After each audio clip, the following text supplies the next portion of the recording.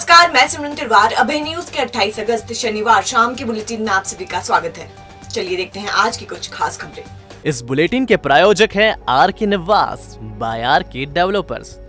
शानदार घर खरीदें अब अपने बजट में। कोरोना काल के कारण करीब 1.5 साल से बंद कॉलेज और यूनिवर्सिटी परिसर एक बार फिर से गुलजार होने वाले हैं। वैक्सीनेशन की अच्छी रफ्तार के बाद हायर एजुकेशन विभाग 15 सितंबर से 50% क्षमता के साथ कॉलेजों में पढ़ाई शुरू करने जा रहा है। कोविड प्रोटोकॉल का पालन करते हुए विद्यार्थी शैक्षणिक संस्थाओं में अल्टरनेट आएंगे, यानी एक दिन छोड़कर उनकी क्लासेस लगेंगी। विक्रम यूनिवर्सिटी ने कृषि संकाय जैसे नए पाठ्यक्रम शुरू किए हैं। इनका शुभारंभ राज्यपाल मंगूबाई पटेल 30 अगस्त को करेंगे। कैबिनेट मंत्री मोहन यादव ने शनिवार को मीडिया को कॉलेजों में ऑफलाइन क्लासेस शुरू करने की जानकारी दी। यादव ने बताया कि चालू सत्र से प्रदेश में नई शिक्षा नीति लागू कर दी गई है।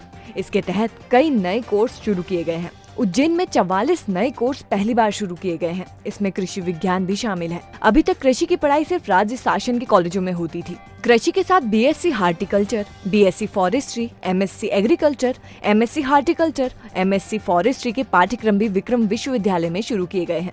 यादव ने बताया, प्रदेश में नई शिक्षा नीति लागू कर दी गई है। इसके मुताबिक डिग्री के साथ डिप्लोमा कोर्स किया जा सकता है। किसी भी कोर्स को बीच में बदलकर दूसरे कोर्स में दाखिला लिया जा सकता है। 3 साल की पढ़ाई करने पर स्नातक और 4 साल की पढ़ाई करने पर शोध के साथ स्नातक डिग्री मिलेगी। ऐसे में विद्यार्थी जो किन्हीं कारणों से अपनी पढ़ाई बीच में छोड़ देते हैं, वो अपनी पढ़ाई कभी भी फिर से शुरू कर सकेंगे, क्योंकि नई शिक्षा नीति में उम्र की बाध्यता नहीं है। विश्वविद्यालय में भी डिप्लोमा, सर्टिफिकेट और अन्य तमाम प्रकार की तैयारी करते हुए इसी सत्र से खुलने जा रहे हैं।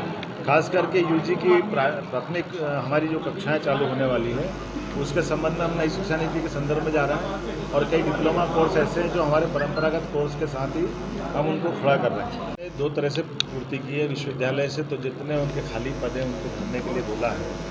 और इसी के साथ साथ अब जो स्टेट गवर्नमेंट के पीएससी से भरने वाले पद हैं, वो लगभग 500 पद और 131 बैकलॉग के पद, ये दोनों हमने भरने के लिए आवश्यक कार्रवाई कर ली है। बहुत जल्दी इन पदों को हम भरने।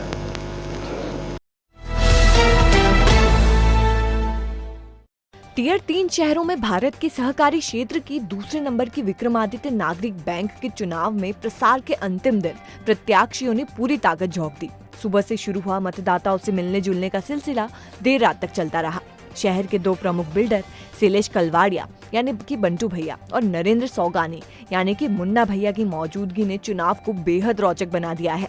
बंटू भैया 12 सदस्यों वाली अपनी समन्वय पैनल के साथ ताल ठोक रहे हैं, तो मुन्ना भैया सौगानी विश्वास पैनल के बैनर तले मैदान संभाले हैं। अपने सदस्यों को सालाना 24% डिविडेंड देने वाली विक्रमादित्य बैंक के संचालक मंडल पर सबकी निगाह लगी हुई है। दरअसल बैंक की शुरुआत विक्रमादित्य क्लॉथ मार्केट के व्यापारियों ने अपने धंधे और व्यापार को बढ़ाने के लिए की थी। मार्केट के ही 400 वोटर इस बार 2 धड़े में बंट गए हैं। इनमें से एक धड़ा पुराने व्यापारियों का है, जिसने अब तक बैंक की प्रतिष्ठा बनाए रखी है। ये धड़ा बंटू भैया और मुन्ना भैया के मैदान में होने से संशय में है। उन्हें डर है कि क्लॉथ मार्केट से बाहर के संचालक आने का असर बैंक के व्यवसाय पर पड़ सकता है। अभी तक बैंक ने अपनी गरिमा बनाए रखी है। सहकारी क्षेत्र की इस बैंक ने अब तक अपना एनपीए 0% बनाए रखा है, यानी बैंक के पास एक भी दूबत कर्ज नहीं है। इसका कारण संचालक मंडल की पॉलिसी है।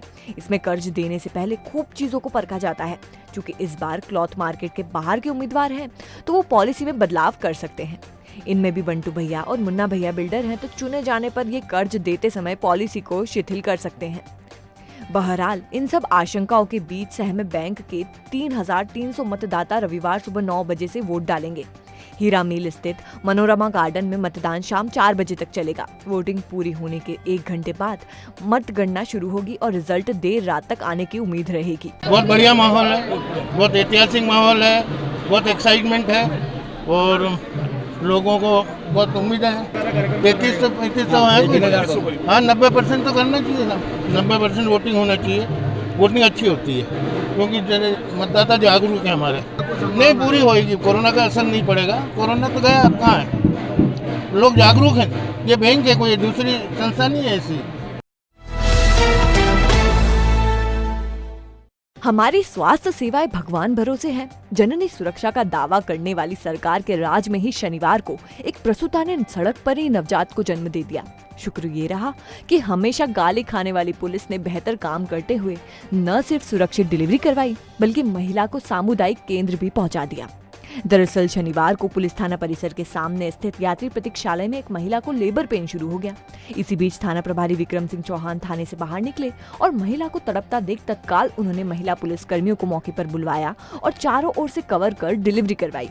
इसी बीच सामुदायिक केंद्र से नर्सिंग स्टाफ को भी बुला लिया गया। इन लोगों ने महिला की सुरक्षित डिलीवरी करवाई। डिलीवरी के बाद महिला को सामुदायिक स्वास्थ्य केंद्र भेज दिया गया।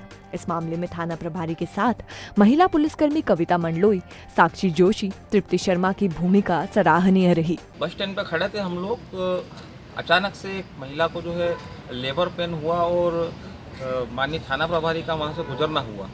जैसे ही थाना प्रभारी महोदय ने देखा कि जो है महिला दर्द से तड़प रही है, फौरन उन्होंने तत्परता दिखाते हुए थाने में फ़ोन लगाया और फ़ौरन जो है महिला कर्मी, जितनी पुलिसकर्मी थी उनको बुलाया और फ़ौरन जो है आकर उन्होंने ताबड़तोड़ व्यवस्था करके डिलीवरी करवाई। क्योंकि महिला के पास इतना वक्त नहीं था कि हॉस्पिटल जा पाए, वहीं डिलीवरी हुई, लड़की जन्म दिया।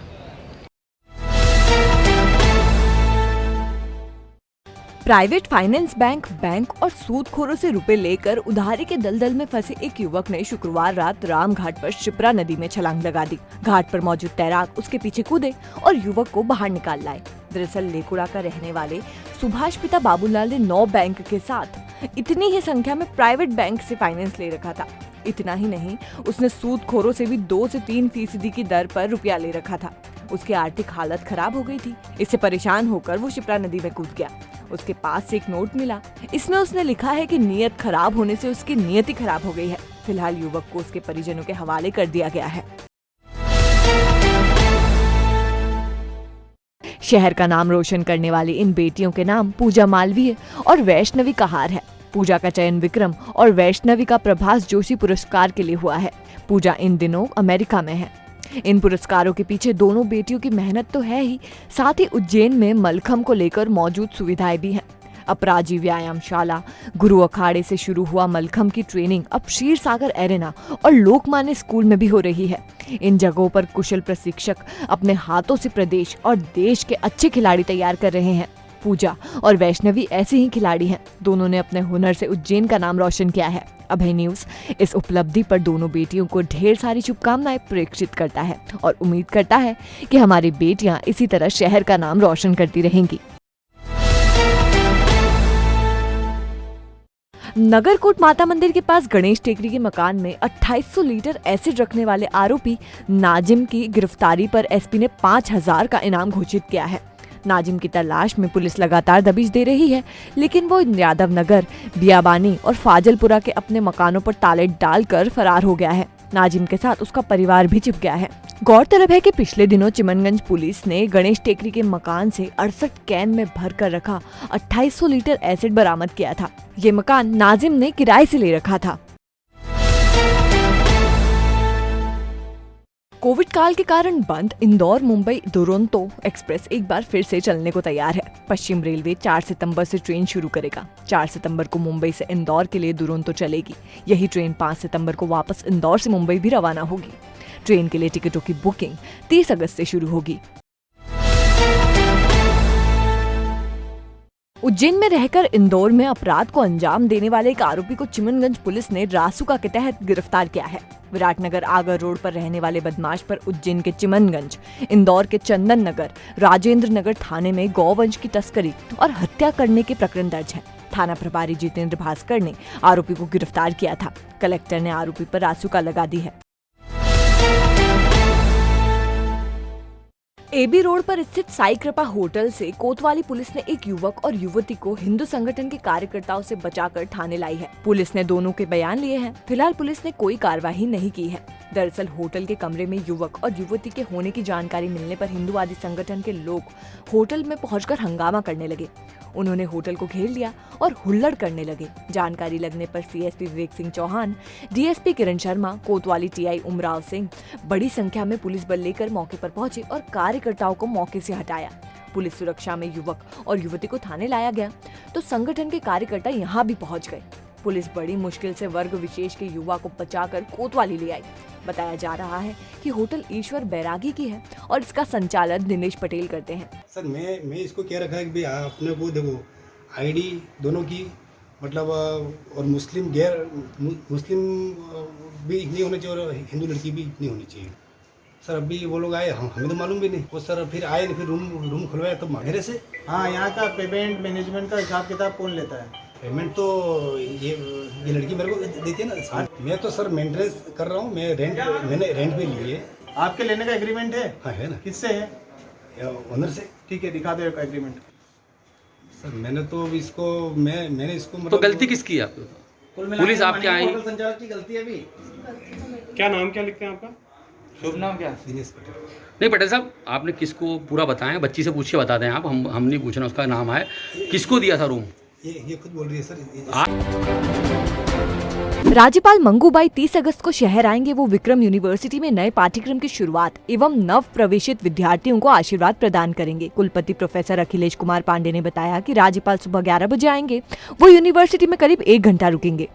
प्रधानमंत्री आवास योजना के तहत पवासा में रहने वाले पप्पू गोयल और उसके परिवार को समारोह पूर्वक शनिवार को गृह प्रवेश कराया गया। मुख्यमंत्री शिवराज सिंह चौहान ने पप्पू, उनकी पत्नी डिम्पल और बेटे शिवम और लक्की से वीडियो कॉन्फ्रेंसिंग के जरिए चर्चा भी की। दशहरा मैदान स्थित जीडीसी में रविवार को नए भवन के लिए कैबिनेट मंत्री मोहन यादव भूमि पूजन करेंगे। कार्यक्रम सुबह 10 बजे से होगा। इंदिरा नगर निवासी वरिष्ठ समाज सेवी पुरुषोत्तम दास विजयवर्गीय ने मंगलनाथ क्षेत्र में स्थित घाट का नाम श्री कृष्ण घाट रखने की मांग की है। विजयवर्गीय के मुताबिक पौराणिक नगरी में कमोवेश सभी भगवान के नाम पर घाट के नाम है, लेकिन भगवान श्री कृष्ण के नाम से एक भी घाट का नाम नहीं है। मालनवासा में रहने वाले ईश्वर पिता चैनाजी के घर के सामने बंधी 2 बकरियां और उनके 2 बच्चे अज्ञात बदमाश चुरा ले गया। मां अन्नपूर्णा हलवाई संघ एवं कैटरिंग सर्विस संघ के चुनाव में मुकेश खंडेलवाल अध्यक्ष और सतीश लश्करी सचिव चुने गए हैं। संघ के निर्वाचन जैथल में हुआ था। शाजापुर जिले के नरोला में माली समाज के नाबालिग के साथ गैंग रेप और हत्या के मामले में दोषियों को सजा दिलाने के लिए माली समाज ने ज्ञापन सौंपा। आईजी योगेश देशमुख को सौंपे ज्ञापन में आरोपियों पर फास्ट ट्रैक कोर्ट में मुकदमा चलाने की मांग की गई है।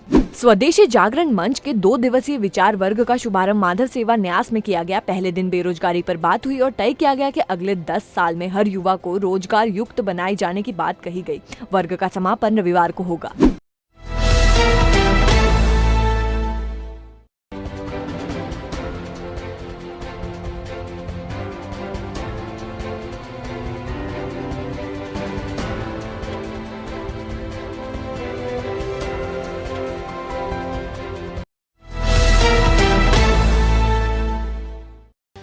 आपने देखी आज की कुछ प्रमुख सुर्खियां। अगर खबरों को लेकर आपके पास कोई फीडबैक है तो हमारे कमेंट सेक्शन में या फिर मैसेज बॉक्स में जरूर बताइएगा। कल फिर मिलेंगे इसी समय। नमस्कार।